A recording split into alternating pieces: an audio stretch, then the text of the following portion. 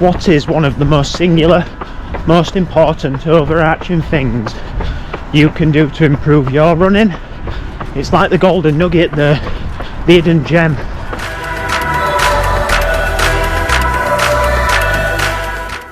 It's a question that we've probably asked ourselves now and then.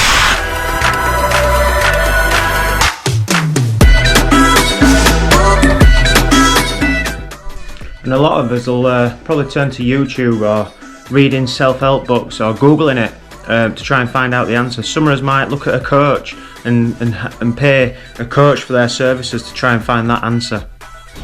And it's something really that's an important lesson for life. It's an important thing that you should be doing in every walk of life, not only just in running. It is something you can answer yourself.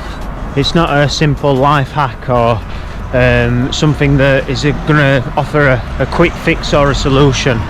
It's something that you can answer yourself if you're unbiased in your approach and you remove yourself from your own personal preference and judgment and your favourites and the enjoyable things that you do. So yeah, what is it? It's something, if you're realistic in your expectations, really you can get the biggest gains, you can get the biggest outcome from just a simple thing really, and that's reflection. So taking the time to sit back, relax and take a moment for yourself to reflect on what's gone well, what's worked, what's not worked, how can you improve. And for me it's quite simple really. A lot of us don't find the time because our lives are so busy, so consumed, so like completely immersed in the experience of life.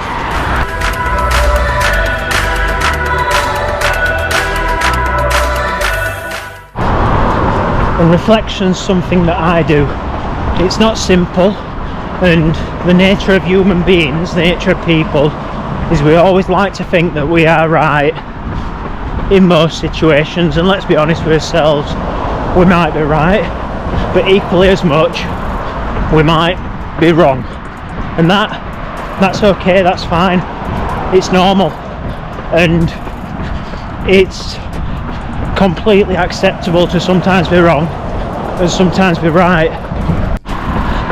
And upon reflection, in every marathon block, every training series, every cycle, every key workout or key moment, there's stuff that I enjoy and stuff that I don't, and delayed gratification is something I particularly enjoy. It's putting in long series, long blocks, months, weeks, years worth of work to get out a reward, sometimes a reward at the end of it. Not everything you do will ever pay off, and gratification sometimes doesn't always happen, and that's okay, but knowing eventually what you do will repay reward, like a marathon. And let's be right, training for a marathon can be longer than the event. You can't just put in a week's worth of training to get a sub 3 hour or a sub 2:30 or a sub 2:25 or whatever you're aiming for. And typically speaking, you don't just wake up one morning and become a millionaire.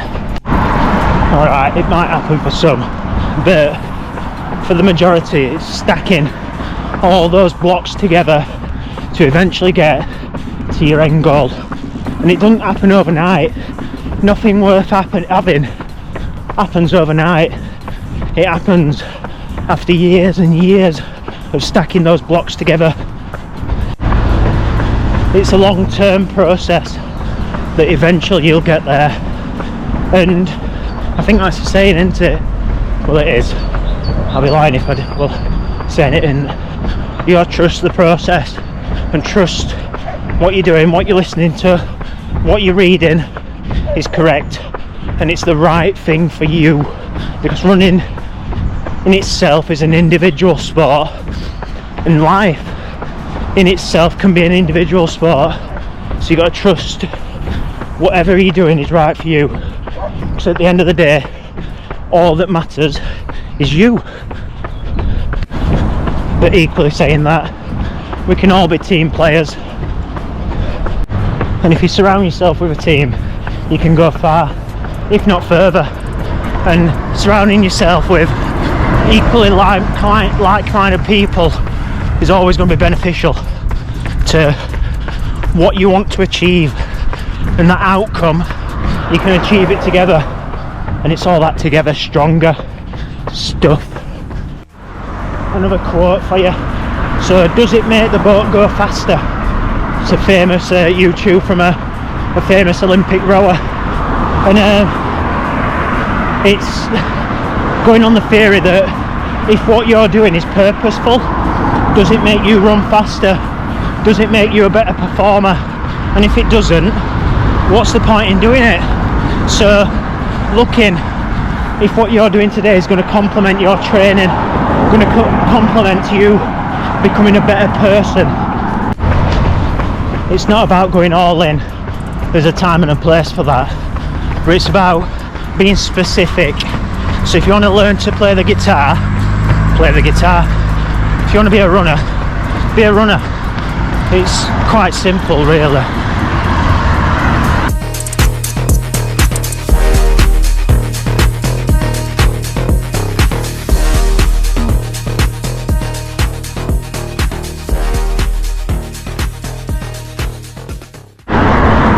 And it's falling under that overarching theme of reflection and being realistic in your reflection.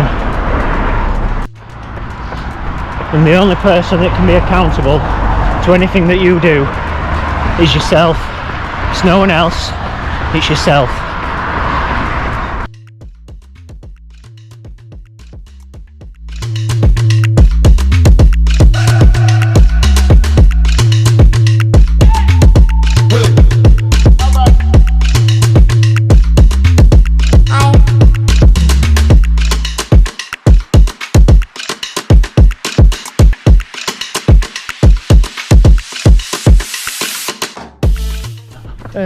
Yeah, so finding purpose in your practice, knowing when is about right, for you to turn it on and do a little bit of speed. Both me and Gary have been probably suckers to that, where we've done everything too fast and trained everything at 6-minute miles, which, yeah, it kills you, and it's a detriment to yourself the next day, which ain't good for anyone, is it? So yeah, just finding it hard to slow yourself down, especially on your easy runs. Yeah, there's the old 80-20 rule, so 80% of your stuff should be easy, and then 20% all in, so you're not going in all the time, because that's when it leads to burnout and injury and just decreased motivation, fatigue and all that sort of stuff, really. Like an Asbo teen up there, don't you? Fire gazing.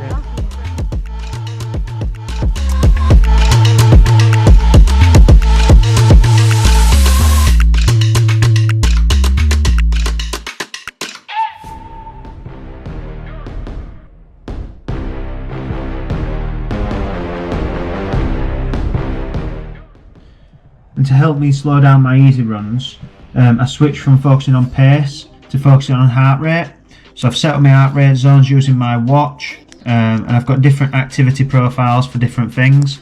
So my Just Keep Running one is just an open workout, no alerts or anything like that, quite basic really, but I use that for races primarily. I've got a marathon one that splits it in 5Ks, and then I've got a zone 1 and zone 2 which I use for most of my easy runs. My zone 1 in particular and my zone 2, as you can tell I've not got it on my wrist at the minute, and the zone 2, I have workouts set up, and I use the workout function to keep me in my heart rate zones for zone 1 and zone 2.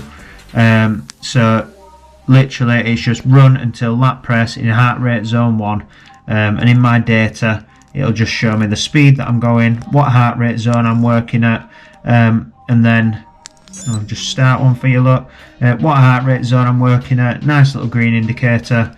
In the bottom corner here I've got the pace for that, for my run, which I very rarely look at, to be honest, but then I've got my total time.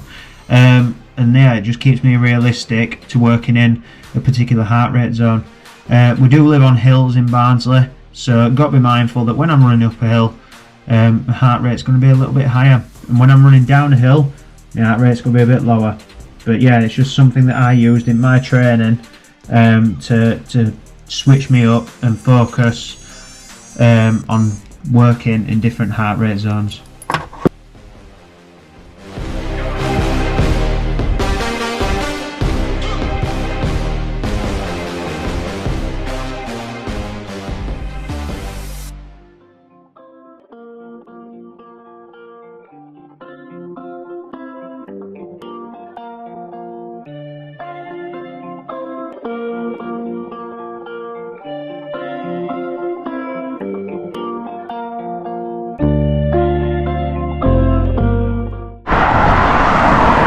And above everything, you've got to be consistent.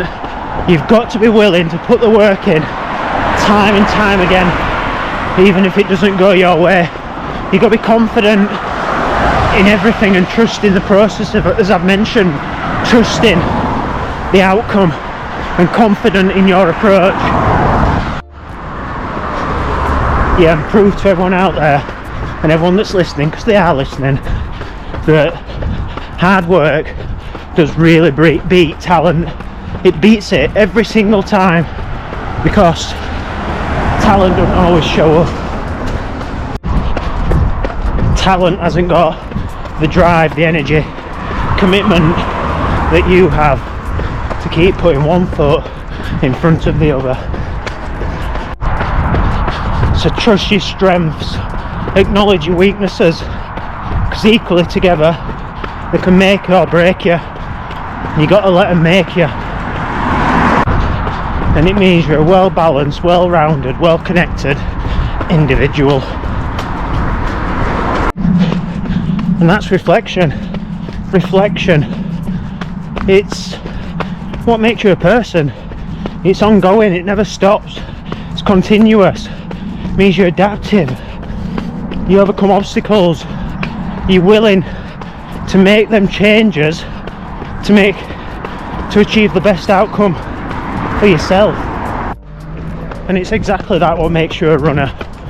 And we know stuff, and we've seen stuff that no one else has, and it sets us apart in this 1% club. Only 1% of the people in the world have done a marathon, and that's us, ladies and gents. And I hope you've enjoyed this week's ramble on reflection. If you have, don't forget to like and subscribe to the channel. Don't cost you a single penny. And join me next week, where we've got Retford Half Marathon, which is one to look forward to. It's a course I've done a few times. So yeah, cheers and thanks for listening. Bye.